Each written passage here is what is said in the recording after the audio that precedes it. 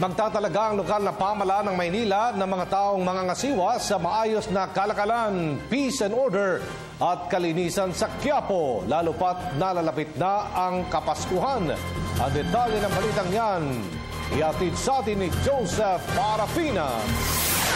Kilala ang Quiapo na sentro ng kalakalan ng mga produktong pangmasa. Dito rin matatagpuan ang Quiapo Church at ang Muslim Mosque. May kasabihan nga, pag di mo narating, walang puntahan ng lugar na ito, parang di mo nararating ang Maynila. Subalit mapapasinding wala na sa kaayusan ng lugar. Kaya naman plano ngayon ng pamahalang lungsod ng Maynila na magtalaga ng mga ngasiwa sa maayos na kalakalan, peace and order at ang kalinisan sa buong lugar. Ayon sa mga opisyal ng Manila City Hall, kailangan sa lalong madaling panahon at lalo na ngayon na magpapasko ay maisaayos na ang Quiapo area.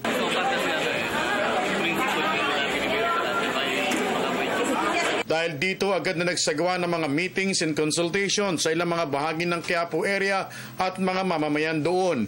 Ito ay para masimulan na ang paglilinis at magapan na ang mga kaso o pangyayari na sumisira sa reputasyon ng katahimikan sa Quiapo. Para sa napipiling mamuno o mga siwa ng lugar, mas mabuting na pag-uusapan kaagad ito sa lalong madaling panahon para maiwasan din ang di pagkakaunawaan sa mga taga rito.